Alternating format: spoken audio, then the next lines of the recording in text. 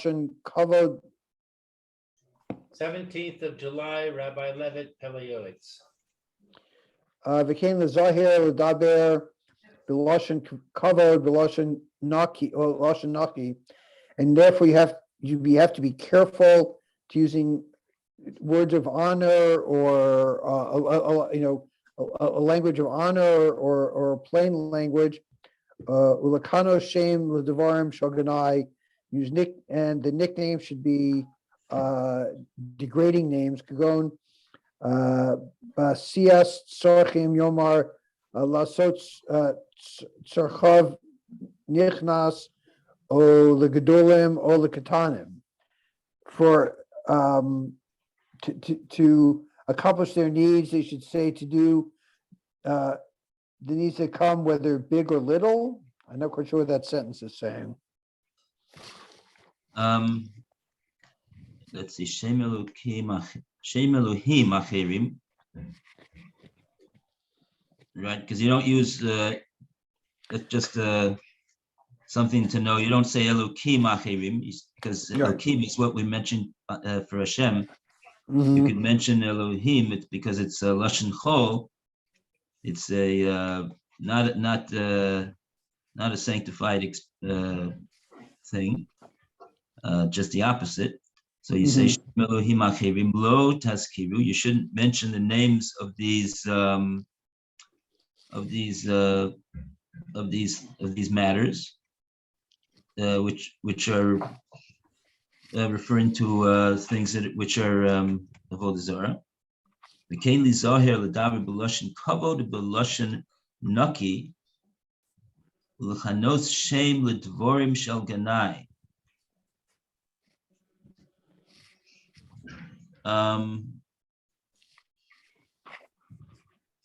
You have to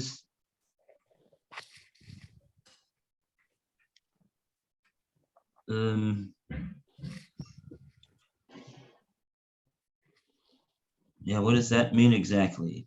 Seems to be you have to speak.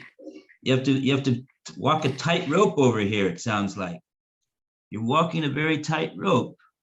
On the one hand, you have to be careful to speak in a to use proper decent language, respectful language. When you're referring to things which are not which are the opposite of that, and use a kinui, in other words, which would be a to give a to show a repulsion of the thing that you're referring to. Yes. Oh, now he's going to give you an example over here. How does this work? You're going about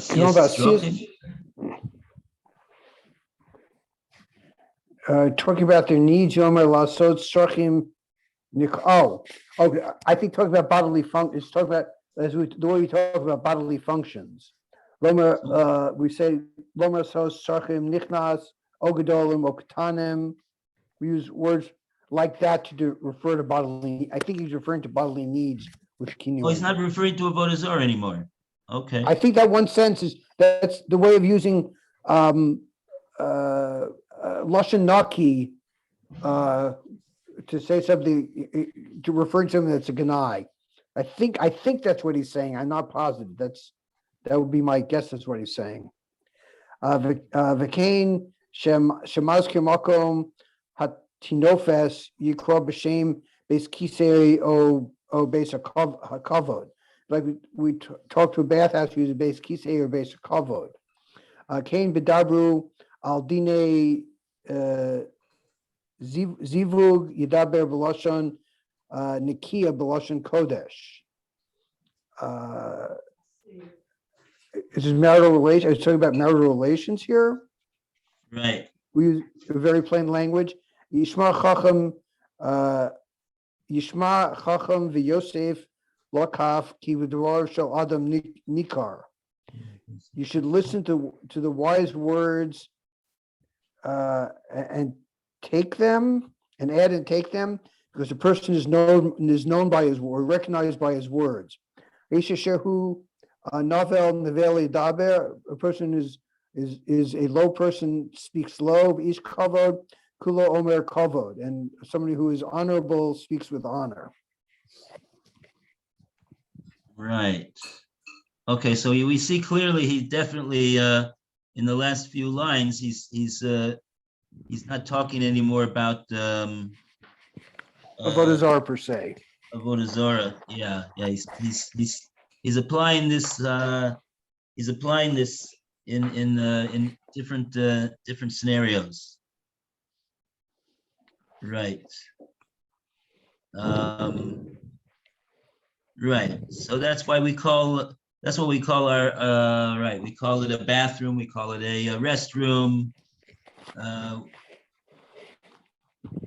That's considered to be that's a very proper expression. In fact, as opposed to saying something which is would be improper way of referring to that place. Mhm. And similarly for marital relations, same type of a thing. Right. We use a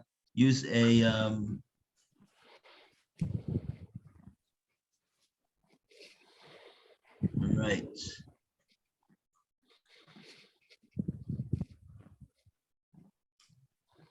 Oh, I see. So that.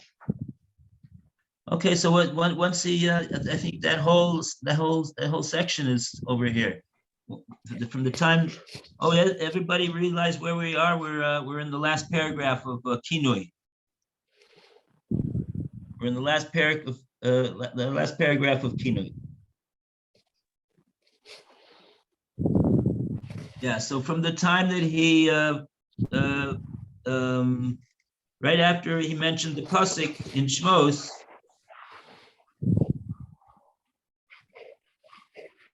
Mentioned the pasuk in Shmos, Shem v'Shem Elohim Acherim Lo Tazkiru. That's a pasuk in Shmos.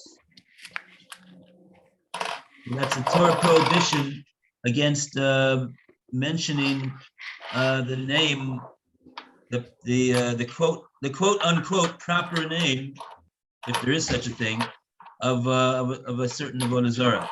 Not to do that. It's a Torah prohibition. So once he said that, so then he's going on to mention matters of going to the bathroom and marital relations, that all these matters are to be said in a proper way. So that's included in this matter of kinui. Mhm. You say it's really a kinui. But here is an example of a kinui, which is proper to use a kinui. So we have situations where it's improper to use a kinui, and we have places where it's proper to use a kinui. Okay. Okay, a round of applause for kinui. So you have to know. See, this is a classic Pele Yoetz. He discusses when to and when not to use a kinui. Okay. And now we have a new section, Kala Bebeis Aviha. So we want to call upon Lou to continue. Please. There are places where a bride has a bond of closeness to her groom after they are engaged. They have special days when they see each other, for example, Hanukkah, Purim, festivals, etc. They sit next to each other, speak together, laugh together, and other such inappropriate customs common to the cities of Italy, Germany, and some of the cities of Turkey. The holy books have already screamed at this improper custom, just as it is impossible for a fire not to singe a wick so too it is impossible for a groom to avoid an erection in those circumstances, which is a dreadful sin. Our sages exclaimed, a person who willfully causes himself an erection is excommunicated. As a result of this, the groom comes to wantonly spill his semen, which is a very grave sin. It is considered like murder, and like one who brings a flood to the world. Its extreme severity is well known. Even if he does not actually commit one of these sins, he is not spared from indecent thoughts. As such, it is impossible to say innocent. Behold, there is an obligation upon any person who has the ability to rectify this situation, to protest for the sake of the honor of his name, to roar like a lion and prepare for war to nullify this immoral custom. Similar to this is a mixture of men and women who sing and dance together. The Satan, prosecuting angel, dances with them, and the fire of the evil inclination is ignited. They are not able to avoid transgression or immoral thoughts. May this practice sink into oblivion, and may such things not exist among the Jewish people. I think that's the end of the paragraph. Yeah. Okay.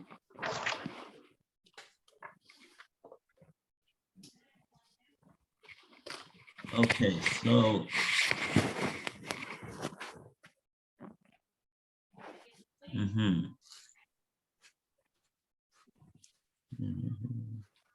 okay, well, whatever is done today, between the engagement and the wedding is, everybody should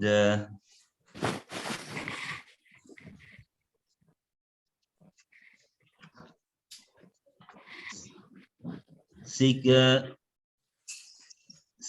some guidance in the matter. That's what he's talking about here, I believe.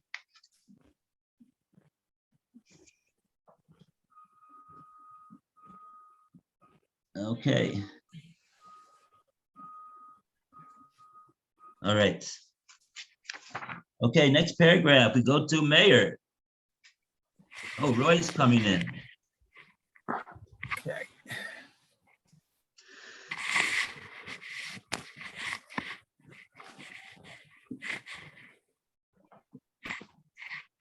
Mayor, on the top of page 432. Okay, I will start.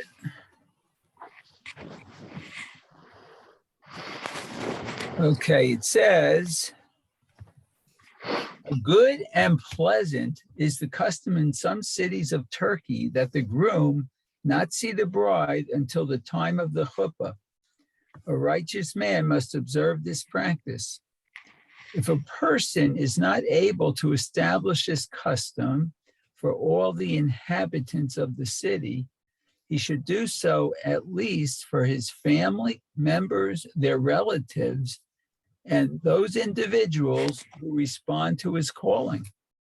In truth, our sages said, a bride without the 7 blessings is prohibited to her groom like a nida. For sins like these, the wrongdoings of youth, small firstborn children die and women miscarry. Behold, the man who loves his children will protect them from all sins and transgressions, especially from this severe infraction, for he might harm their souls. The practice is not to engage one's son until close to the time of the actual marriage, in order that they be neither distracted nor uncontrollably attracted to the bride. Consequently, no infraction will occur. Serenity, salvation, joy, and jubilation will be their lot.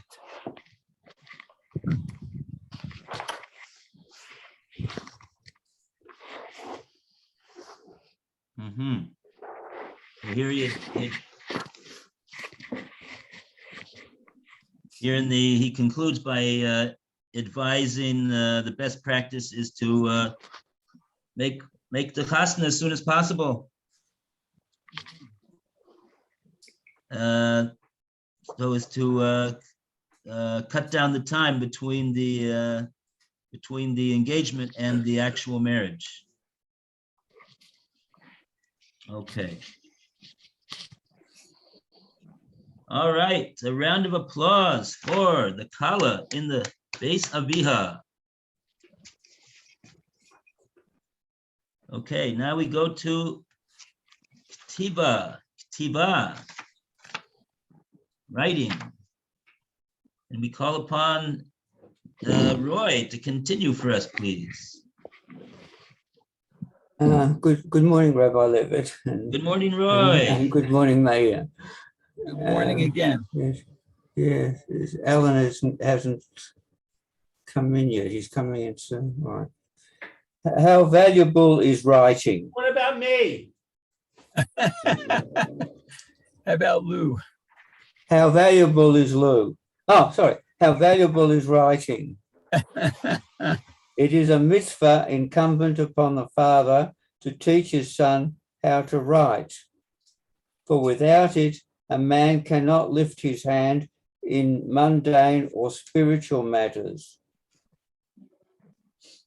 A person who does not give attention to this and who does not know the skill of writing properly in Hebrew and a foreign language will be covered with shame and embarrassment.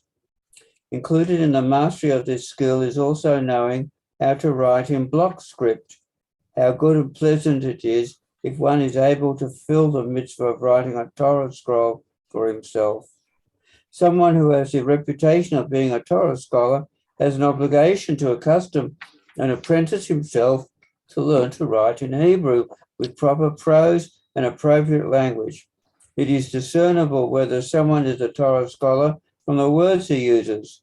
If he speaks with ill-adapted language, incompleted sentences, and many mistakes, he will be a source of scorn and mockery. He will have done himself a disservice. As such, a man who wants to acquire perfection also gives attention to this. The benefits of writing are too many to count. Fortunate is a man who grasps them. I will write down a few. A wise man will hear and add instruction. Okay.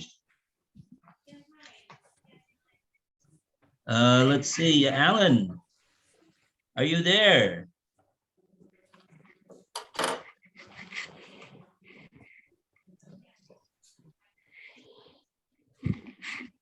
Okay, good morning, Alan. I'll be right there. Just give me another 2 minutes. Okay, very good. So I haven't fever yet, and just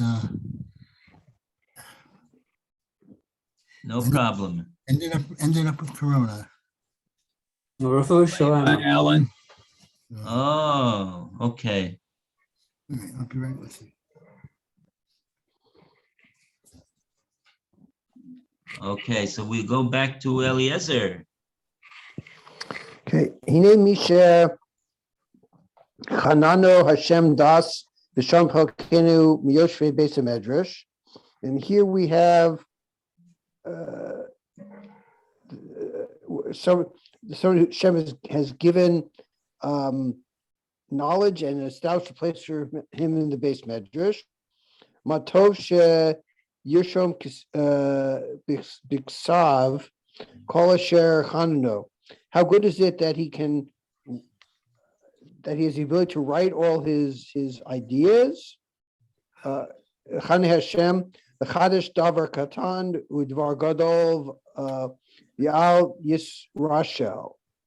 To be able to write small things and large things and not, what's your Yisrashel? Right, he should not be slack. What what do they call it? You should not slack Lax. off from Yeah, or being lax. Yeah, being lax in writing down his chidushim in Torah. Okay. Devar katan Shekvar- v'devar gadol, whether small or great chiddush. Right. It has to Shekvar be Amru, preserved. yeah, Shekvar, we already said, She'ati in the future, Adon Litain Es Adin, Al Asher Lo Kasa B'Sefer, on what he has not written, he has to give, he'll be judged on what he didn't write in a Sefer, Koshe Gilu Lo Min Hashemayim Chidushe Torah, that was revealed to him from Shemayim as a Chiddush in the Torah. Yod Amru Shahakasuv Kiddushay Torah Malim Olav Ki'ilu Hikriv Karbonas, and we've also said that somebody who writes Kiddushay Torah raises himself up as if he's offered Karbonas. V'al Yidei Haksiva, and because of his writing, Miskala Hadavar V'Harei Hu Ki'ilu Darshu B'Toch Rivros Alpha Yisrael. He explains the issue. And it's as if he is darshing in front of thousands of Bnei Israel. Kosher Kosav Harambam, as the Rambam writes, V'yavo Zman Sheyeh Sisfotav Dov Kos Kever, and time will come when his lips are moving in the grave. V'tasbia b'tzachos nafshi. I'm not sure the last phrase means. Tzachos nafshi. The tasbih is nafsho. Nafsho. That's the this is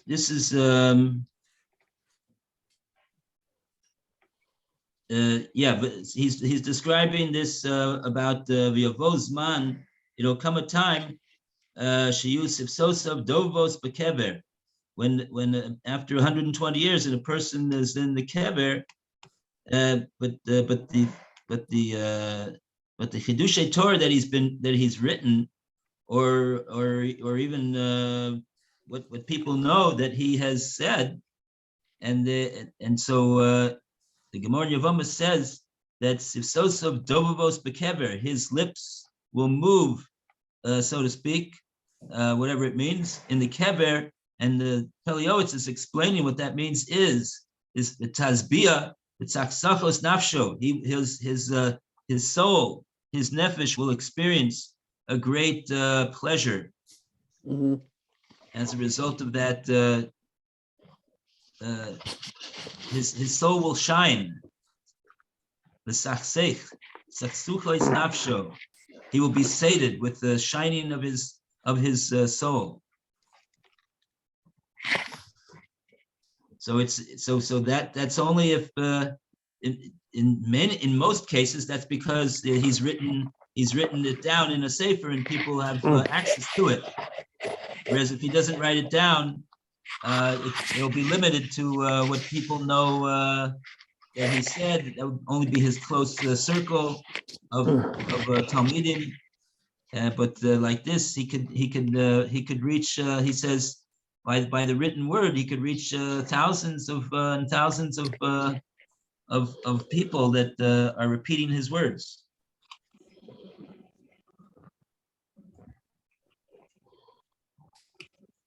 Okay. Okay, I'm ready to read something. Okay, so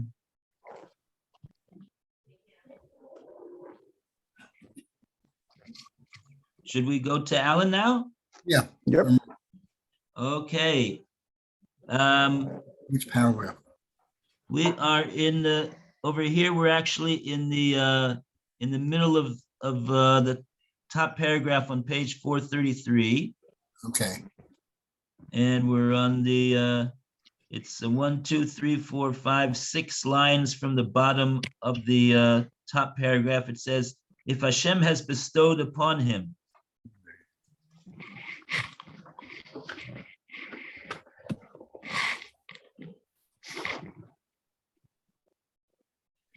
Is the last paragraph, next to the top It's- one?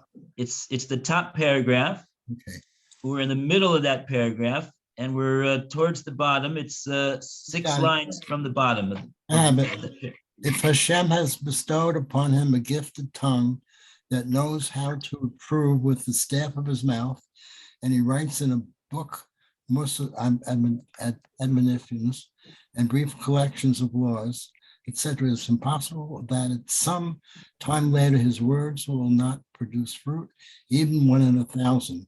Then fortunate is his portion if he does not come into the world, but for this, that is enough. Wow.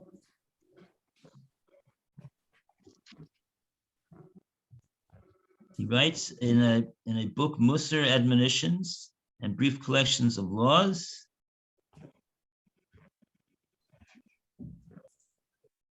Even one in 1,000. Even I guess he means even if a very small number of people learn the Sefer, it's still a great thing. It's very worth it for him to invest in doing that. Okay, so we go to the last paragraph of Ketiva. We go to next is Lou. A person should also record in writing things that are needed by him, whether things to remember or things to say, like prayers and supplications, etc. For this reason, it is good for a man to also teach his daughter the skill of writing, in order that she learn to bless, to pray, to learn the holy books that have been translated, and to fear Hashem. For writing, a person should also record all of his accounts, to whom he owes money, who owes money to him, in all matters of his business. He will not be remiss. With writing, a person is also able to compose letters to faraway places. His wish will be done, and his success will be certain.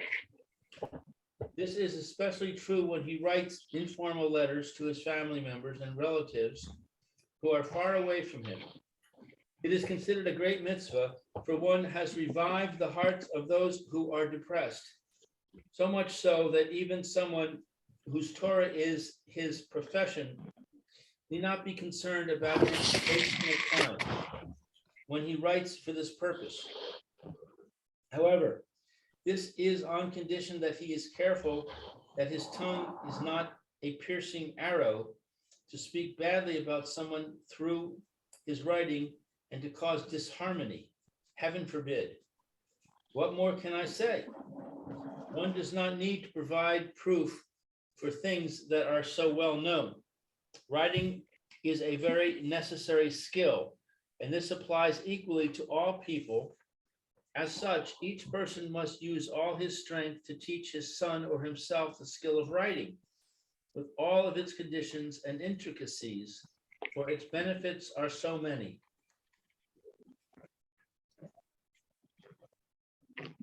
Okay, very good. A round of applause for Ketiva. Yay, okay. And now we go to the, looks to be the last, is it the last? It's the last entry in this book, Wow. page 434. Wow. And who has this distinct honor? Roy starts off. Kilios. Kilios, miserliness. Miserliness is a very bad attribute. One's eye is against his brother. He ignores the giving of charity, which is like worshipping idolatry. Baba Batra. He does not do much as much as he can. His eye is stingy with all of his possessions, to the extent that whoever eats from his bread has eaten the bread of stinginess. The miser increases controversy in his home regarding trivial matters. He increases violations of prohibitions between man and many other transgressions. The general rule is that a miser's character is bad, bad for heaven and bad for humans. He will be embarrassed in this world, and he will be humiliated in the world to come. A man who is God-fearing and soft-hearted must utilize his strength and vigilantly study the classics of Musa, moral improvement. He must wage war with strategies, trust in God, and do only good. God will not withhold good from those who walk with total faithfulness. Okay.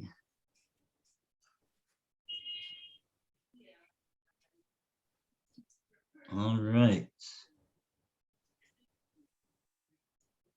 So that's his. Okay.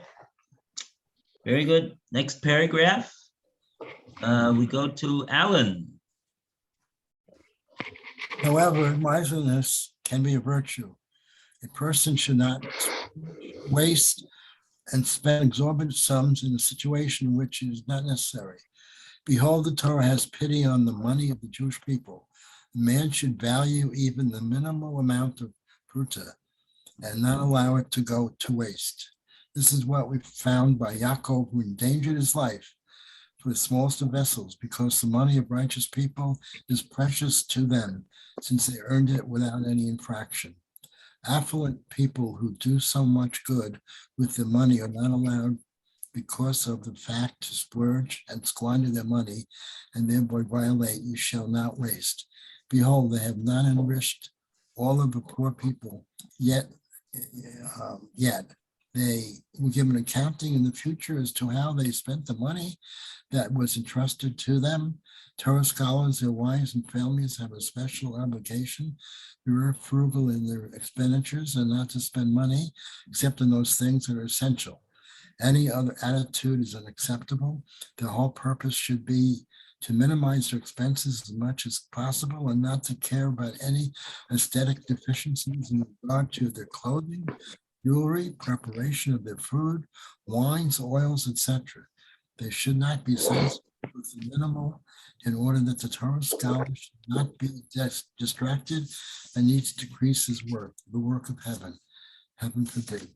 Their portion in life in the world that is entirely good is sufficient for them. If the wife of a Torah scholar conducts herself in this way, and she anticipates the vicissitudes of her home and how to respond to them, and how goodly is her principal portion which he takes from the Torah, which is more valuable than pearls. All the people, all the family members and others who assist the Torah scholar will also take their portion. Half of this book is completed with the help of Hashem, who bestows splendor and places of ashes. Wow.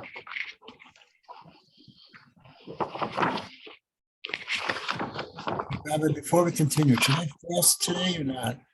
I have Corona.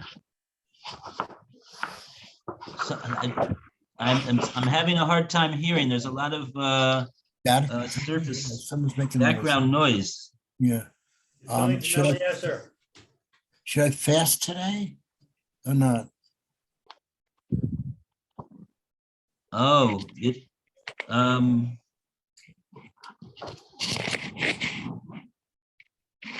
have fever. I have some fever. I don't you have feel fever. badly. Yeah. Oh, No great. Drink. I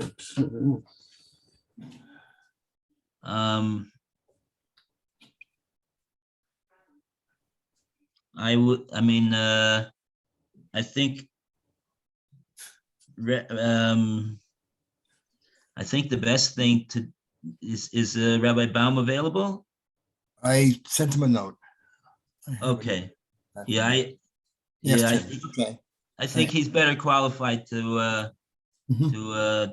answer that question. Yeah, okay, I don't want to, right, I don't want to interfere with his understand. expertise in this matter. Also, Alan, if you don't hear from Rabbi Baum, Yeah, I asked questions to Rabbi Breitowitz. He's Oh, yeah, you could ask, of course, Rabbi Bradowitz. And he's very, very quick at responding. So if you want, I can give you his email address. all right, I'll give a call to Rabbi Baum. Okay.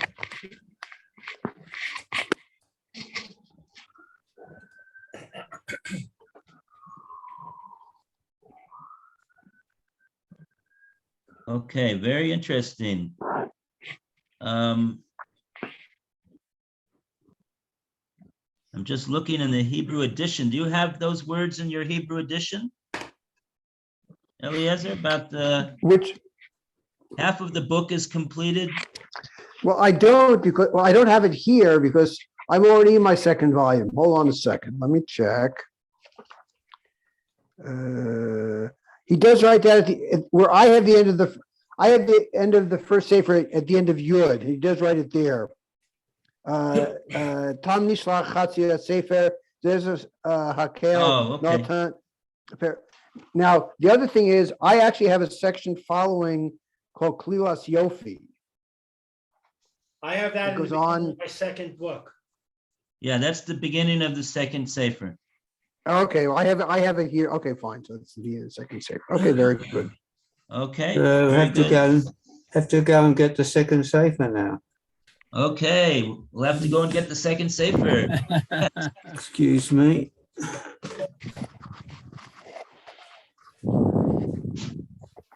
Round of applause for the first sefer.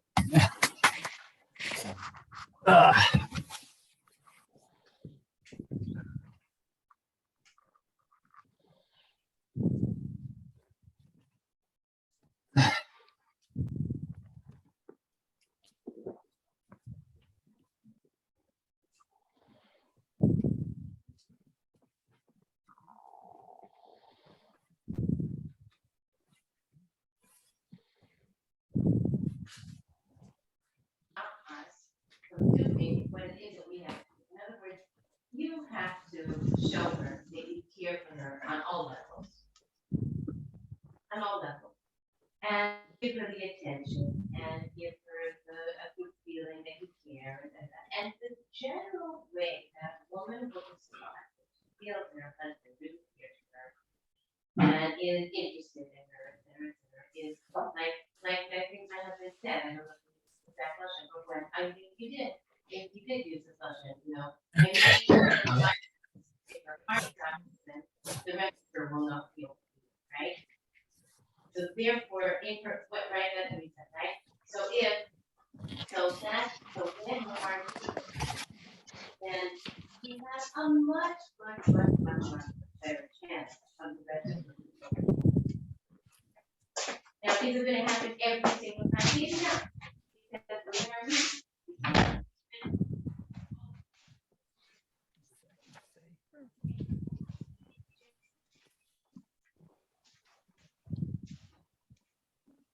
Okay.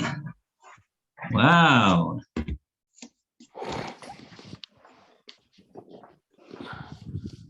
Amazing. Baruch Hashem.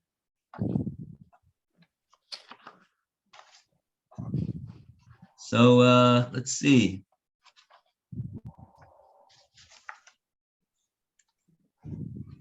Oh, so we have 1 second. We have Kalilos Yofi, but we don't have any words on it. I've got Klios Aleph, Alan, general principles.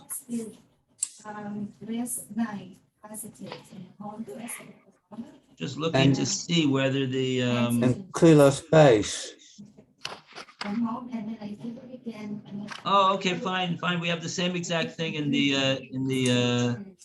Hebrew edition as well. There's nothing. Okay, so we're just starting with Klolos. It's, oh, Okay.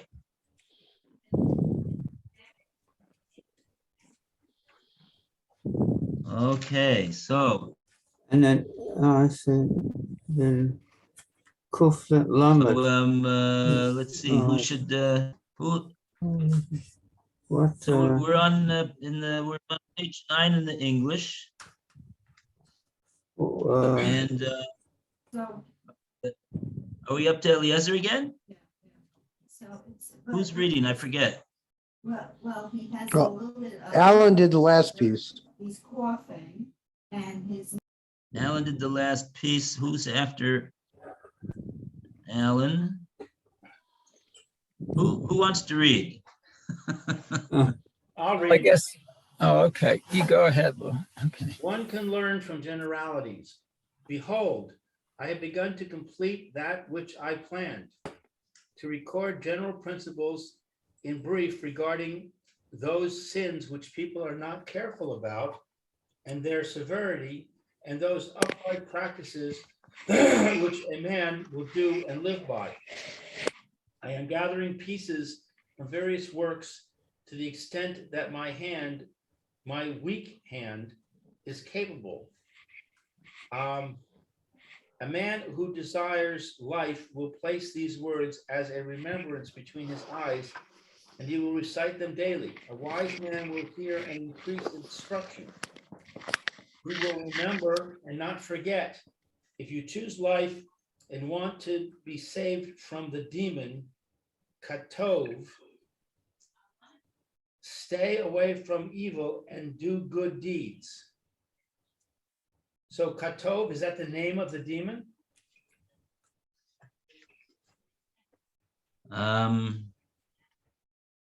That's what it looks like here. Okay, I've never heard of that. Is that significant? he's got a small K. He hasn't got a large initial letter, capital letter. Right, I see that, yeah. I'm just looking in the Hebrew edition over here. What he says over here. Where did we get up to over here?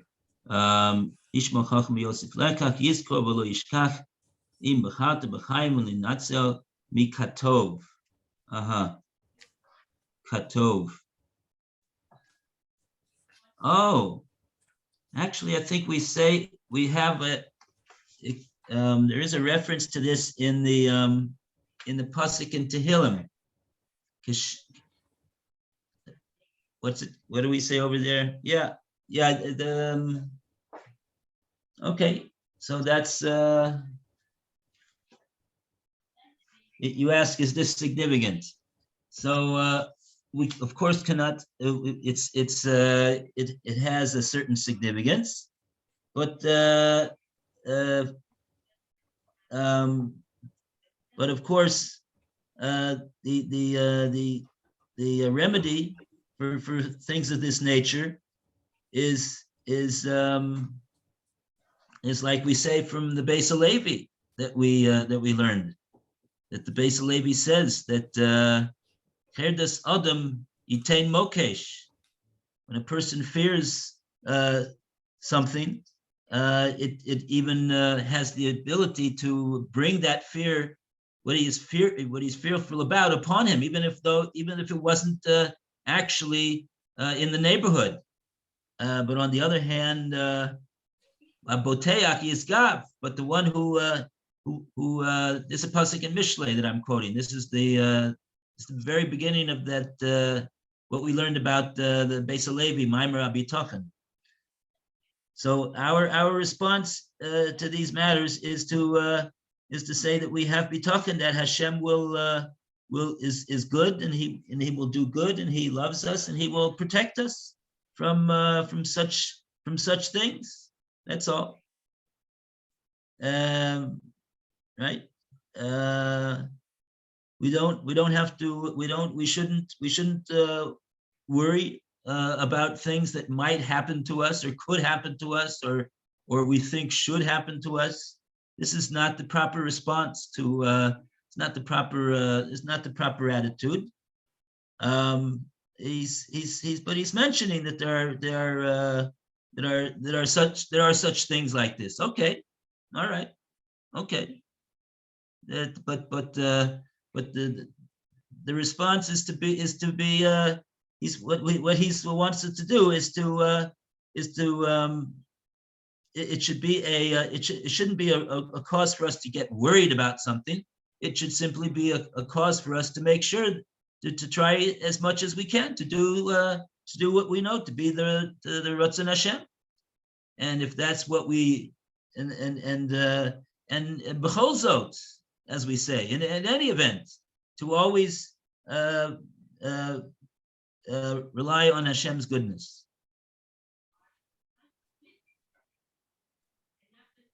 So that's the way to respond to things of this nature.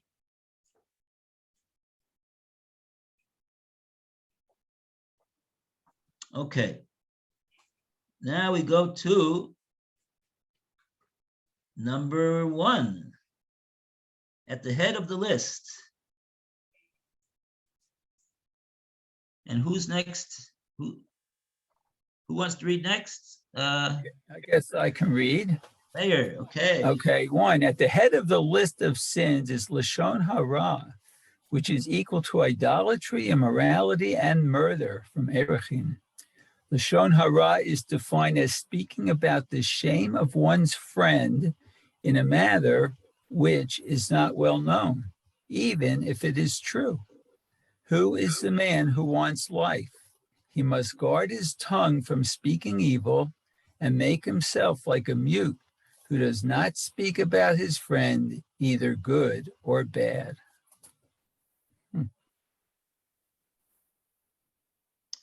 Okay, and I just want to say something over here that as we know, this whole period of the 3 weeks, of course, is we're mourning for this destruction of the second base of Mikdash, also for the first, but mainly for the second, because that's the one that's closest to us. That's the reason we don't have a base of Mikdash, is because the last one that we had was destroyed, and the Chazal say that the cause of it was Lashon Hara.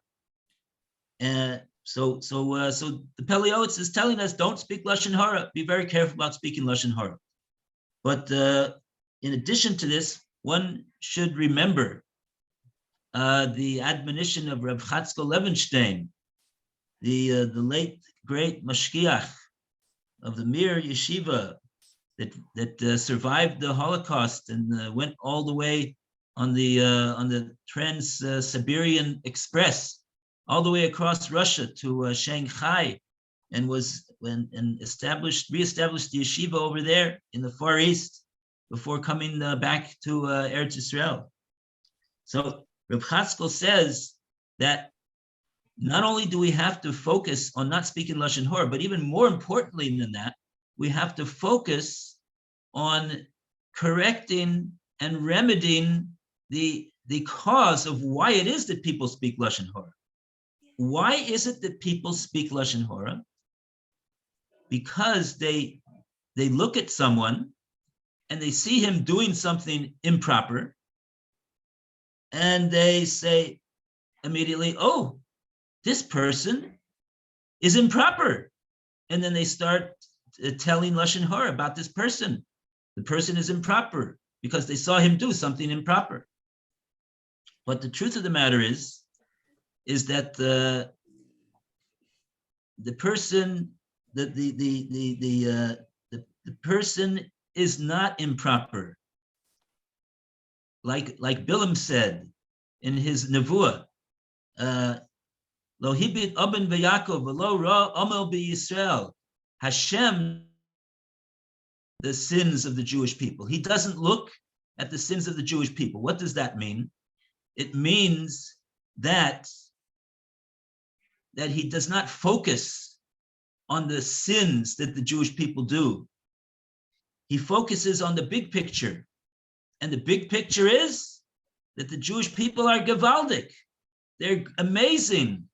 They after so many thousands of years of the Jewish people, and we're still here. We're still holding on to doing the Ratzon Hashem. That's amazing, and the fact that the people are human, and because of that, they slip up here and there, and they do things that are not the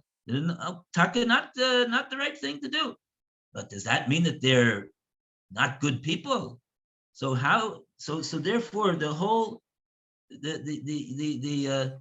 everybody has to look at everybody else as essentially a very good person. But even if you don't know them, you assume that they're a very good person, and this, you see them do something improper, that's certainly not any reason to say that they're improper. The whole picture is like the Ketores. What was the Ketores? The Ketores was what Aaron HaKohen used to stop the Magefa. The Ketores was so powerful, so great. And what was the reason why it was so great? Is it had such a wonderful taste, a wonderful smell. But you know what? One of the ingredients of the Ketores was chelbana. And chelbana, it was one of the ingredients, it had to be put in the Ketores. And if it didn't, it's totally invalid. And this chelbana had a very, very foul aroma. But nevertheless, it was put together with the rest of the samamonim, the ingredients of the Ketores, and the overall picture of the Ketores was, the overall aroma, the reach of the Ketores was amazing, was wonderful. And that's the mashal to the Jewish people. We're amazing and wonderful. And that's why Hashem doesn't focus on our chelbana. He looks at all the other elements of the Jewish people. And we should do like Hashem. We should go in the ways of Hashem. Mahu rachum afata rachum. Just like Hashem looks at the Jewish people in that way, so too we should look at the Jewish people in that way. And like that, what have we done? We've made it much, much easier for us to not speak Lashon Hora. Because otherwise, if a person doesn't have this mindset and he just is looking at bad things that people do, and you tell him, don't speak Lashon Hora.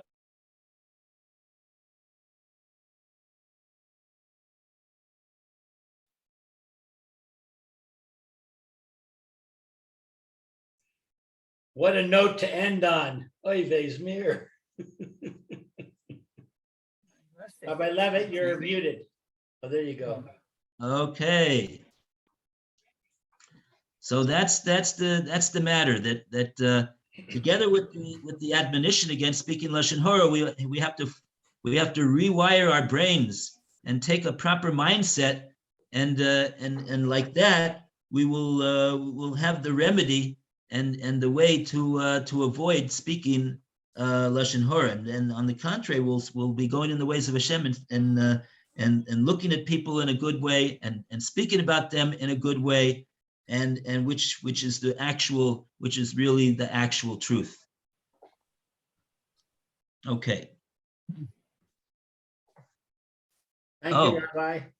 All the best to everybody. Have a good Tainus Eliezer and Meir Be'ezus Hashem. You too. May it be rewarding. See you in a few minutes. We'll see. Yeah, we'll see you.